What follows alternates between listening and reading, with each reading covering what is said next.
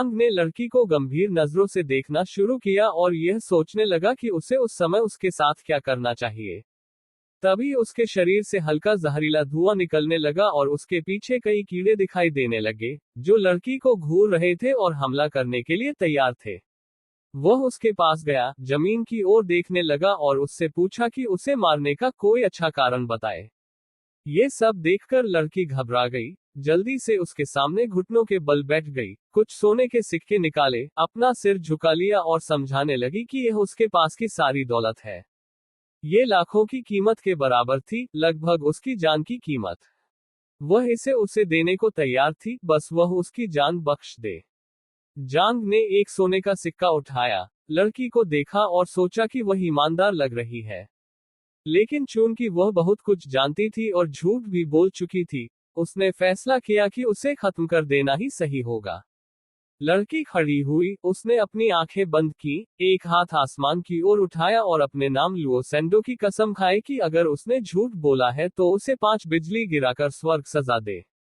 जांग थोड़ा भ्रमित हो गया क्योंकि उसे यकीन नहीं था कि उसका नाम वाकई लुओ सेंडो है, क्योंकि वह बिना परिणामों की परवाह किए झूठ बोलती थी। लुओ सेंडो ने पास आकर उसे अपनी पहचान पत्र दी और ईमानदार नजरों से उसे देखा। उसने समझाया कि वह सच बोल रही थी।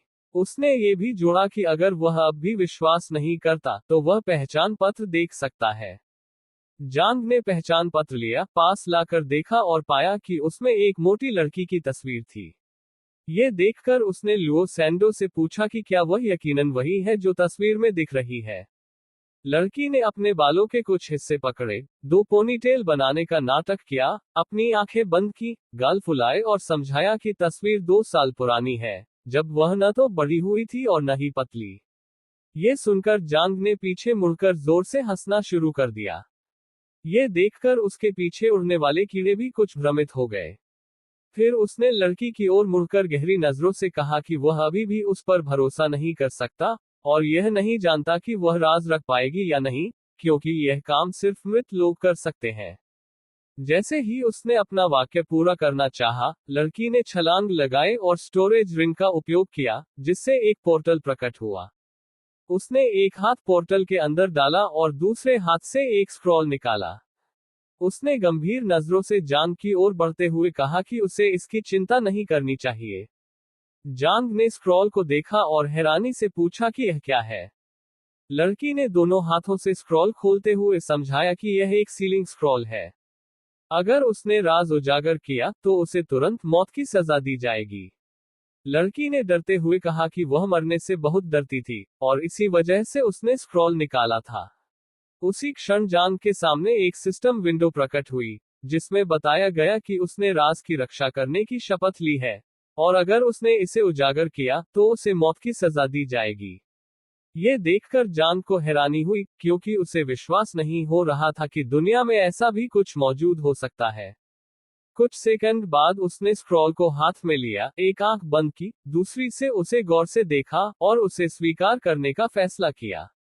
अब जब लड़की ने गोपनीयता समझौते पर हस्ताक्षर कर दिया, तो उसने उसे फिलहाल जीवित रखने का निर्णय लिया। ये सुनकर लड़की ने उसे धन्यवाद दिया। जांग ने उसकी ओर मुड़कर पूछा कि यह स्क्रॉल कितने का था। लड़की ने अपने गाल पर उंगली रखी, उसकी ओर देखते हुए बताया कि इसकी कीमत लगभग 10 मिलियन है। ये सुनकर जांग ने स्क्रॉल को जोर से पकड़ लिया, उसकी ओर बढ़ा और गुस्से में सोचा कि इसका मतलब था कि उसने स्टोरेज रिंग में मौजूद एकमात्र मूल्यवान चीज का उपयोग कर लिया। लड़की ने उसे देखते हुए हाथ जोड़ लिए और डरते हुए कहा कि अगर वह उसके साथ उसके घर चले तो उसके माता पिता उसका अच्छा स्वागत करेंगे और उसे और भी अधिक इनाम देंगे।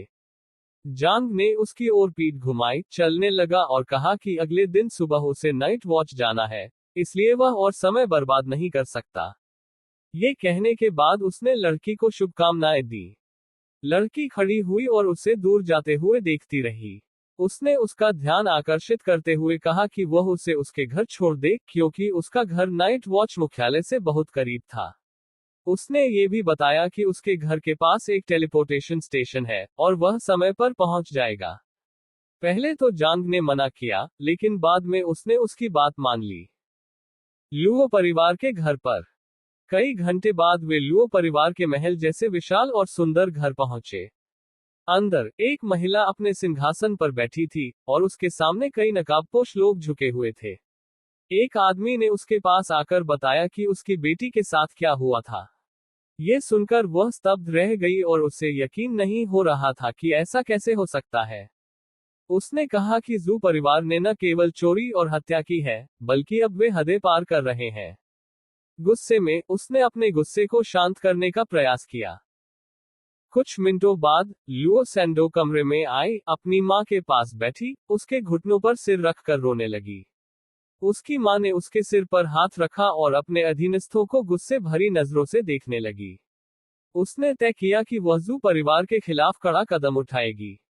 उसका पति उसके पास आया और गंभीर स्वर में कहा कि सबसे महत्वपूर्ण बात यह है कि लुओ सैंडो सुरक्षित लौट आए हैं। उसने ये भी जोड़ा कि जू परिवार देश का एक शक्तिशाली परिवार है और एक साधारण व्यापारी परिवार उनके साथ उलझ नहीं सकता। रात्रिभोज का दृश्य। लुओ सैंडो के माता पिता ने जांग का स्वागत किया और उसे एक काली कार्ड थमा दी। लुओ की मां ने मुस्कुराते हुए उसे बताया कि वह उनके परिवार के लिए एक उपकारी है। जांग ने पहले खाना खाने से मना किया, लेकिन जब उसका पेट जोर से गरजने लगा, तो उसने शर्माते हुए खाने का प्रस्ताव स्वीकार कर लिया। परिवार के सर्वश्रेष्ठ रसोइयों ने कई व्यंजन तैयार किए। जांग ने ढेर सारे व्यंजन खाए और अपनी प्लेटें एक के ऊपर एक रख दी। लुओ सैंडो ने उसे धीरे धीरे खाने की सलाह दी। उसकी मां और पिता ने ये सोचते हुए खुशी जताई कि जांग उनकी बेटी के लिए उपयुक्त जीवनसाथी हो सकता है। प्रेम प्रस्ताव और जांग की प्रतिक्रिया। जांग से पूछा गया कि क्या उसकी कोई गर्लफ्रेंड है। लुओ के पिता ने कहा कि उनकी बेटी न केवल सुंदर है, बल्कि एक अच्छी वित्तीय प्रबंधक भी हो सकती है। उन्होंने ये भी मजाक में कहा कि वे उनके भविष्य के बच्चों के नाम भी सोच चुके हैं। जांग इस बातचीत से असहज हो गया और बहाना बनाकर वहां से भाग गया। जांग का भाग जाना। जांग ने जल्दी से बहाना बनाया और कहा कि उसे कुछ जरूरी काम है। उसने घर से निकलते समय उनके आतिथ्य का शुक्रिया अदा किया। लुओ सैंडो के पिता ने उसे रोकने की कोशिश की, लेकिन सैंडो ने उनके मुंह पर हाथ रख दिया और उन्हें चुप रहने के लिए कहा। उनकी मां ने निराशा से अपनी बेटी की ओर देखा। सैंडो के पिता ने धीरे से कहा कि उनका दामाद जा चुका है। फिर उन्होंने सैंडो से कहा कि वह जाकर उसे अलविदा कहे। इस पर सैंडो ने घुटनों पर हाथ रखकर जोर से चिल्लाते हुए कहा कि वे सब चुप रहें। वह जमीन की ओर देखने लगी और जांग के बारे में सोचने लगी। उसने सोचा कि जांग न केवल सुंदर और शक्तिशाली है, बल्कि डरावना भी है। फिर भी उसने अपने दिल में माना कि जांग एकदम अनोखा है। जू परिवार की प्रतिक्रिया। उधर जू परिवार के मुखिया जू येनिन को अपने पोते किन वू की मौत की खबर मिली। ये सुनकर वे गुस्से से आग बबूला हो गए। उन्होंने तुरंत आदेश दिया कि जो भी उनके पोते की हत्या के पीछे है, उसका पता लगाया जाए। परिवार के एक अन्य सदस्य जू बांग ने उनके गुस्से को कम करने की कोशिश की। उसने कहा कि किन वू एक कमजोर व्यक्ति था और उसकी मौत पर ज्यादा ध्यान देने की जरूरत नहीं। लेकिन जू येनिन ने कहा कि भले ही किन वू कमजोर था, लेकिन वह उनका पोता था और उसे मारने की हिम्मत किसी में नहीं होनी चाहिए। जू बान ने आत्मविश्वास से कहा कि वह इस मामले को सुलझा लेगा। रात का पहरा। इस बीच जांग नाइट वॉच कार्यालय पहुंचा। जैसे ही वह अंदर गया, उसे देखकर बाकी लोग खुश हो गए। जाइगैंग, नाइट वॉच के नेता, ने जांग का स्वागत किया और उसे टीम के बाकी सदस्यों से मिलवाया। टीम में युवा स्तर 45 की एक हीलर जो युवा और जोशीली थी। उसने जांग को देखकर सोचा कि वह बेहद आकर्षक है। डुआन फेंग एक स्तर 49 का तीरंदाज जो आत्ममुग्ध और शांत था। उसने जांग का विनम्रता से स्वागत किया। चुब्यांग एक छोटा लेकिन ताकतवर योद्धा, जिसने जांग की क्षमता की तारीफ की। जेन टांग स्तर 61 की एक फायर मास्टर और उप कमांडर जो अपने मातृत्व भरे स्वभाव के लिए जानी जाती थी। टीम ने जांग का स्वागत करते हुए कहा कि वह अब नाइट वॉच का हिस्सा है। जाइगैंग ने जांग से पूछा कि वह कितने स्तर पर है। जांग ने बताया कि वह स्तर 17 पर है। ये सुनकर जाइगैंग हैरान रह गया, क्योंकि जांग ने हाल ही में अपनी नई क्लास पाई थी और इतनी जल्दी लेवल बढ़ा लिया था।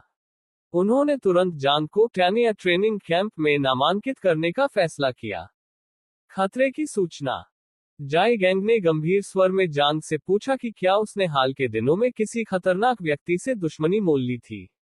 उन्होंने बताया कि एक तीसरी श्रेणी का मास्टर उसकी लोकेशन का पता लगाने की कोशिश कर रहा है।